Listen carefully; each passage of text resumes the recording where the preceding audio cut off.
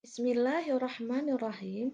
Assalamualaikum warahmatullahi wabarakatuh. Alhamdulillah pada hari ini kita bisa berjumpa.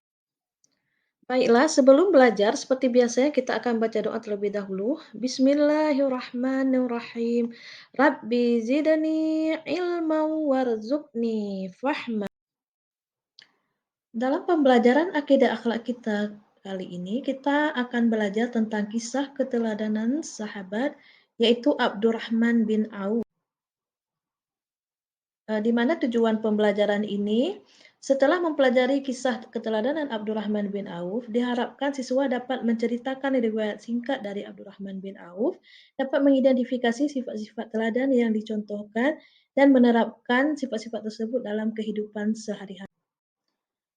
Abdurrahman bin Auf dilahirkan di kota Mekah 10 tahun setelah tahun Gajah. Ia berasal dari Bani Zuhrah. Ia lebih muda 10 tahun dari Rasulullah SAW dan lebih tua 3 tahun dari Umar bin Khattab. Abdurrahman bin Auf sebelum masuk Islam, ia bernama Abdul Amru dan Abdul Ka'bah. Setelah masuk Islam, Nabi Muhammad SAW memberinya nama dengan Abdurrahman. Ayahnya bernama Auf bin Abdul Auf yang merupakan salah seorang tokoh terkemuka di Bani Zuhra, dan ibunya adalah Ashifa binti Auf Az-Zuriyah. Sebelum masuk, Abdurrahman bin Auf memiliki beberapa keutamaan, yaitu Abdurrahman bin Auf sebagai seorang mufti yang dipercaya oleh Rasulullah SAW untuk berfatwa di Madinah, padahal Rasulullah pada saat itu masih hidup. Beliau juga terlibat dalam beberapa peperangan bersama Rasulullah SAW. Di antara perang-perang tersebut yaitu Perang Badar, Perang Uhud, dan Perang Tabuk. Ia juga tergolong 10 sahabat yang diberi kabar gembira oleh Rasulullah SAW, yaitu berupa kabar beliau akan masuk surga bersama Rasulullah yang disebut dengan Al-Asyrah Al-Mubasyarah. Dan beliau juga termasuk 8 orang yang mula-mula masuk Islam. Sifat teladan dapat kita contohkan dari Abdurrahman bin Auf, yaitu dermawan. Pada zaman Rasulullah, Abdurrahman bin Auf pernah menginfakkan separuh hartanya, kemudian ia bersedekah lagi sebanyak 40.000 dinar. Dan menurut Ja'far bin Burqan, Abdurrahman juga pernah memerdekakan 3.000 orang budak. Sifat lainnya yaitu rendah hati. Ia seorang yang kaya raya dan usahanya maju pesat, sehingga gudangnya dipenuhi dengan emas dan hartanya tidak pernah habis. Namun beliau selalu rendah hati dan selalu bersyukur dengan menyedekahkan hartanya untuk kepentingan Islam.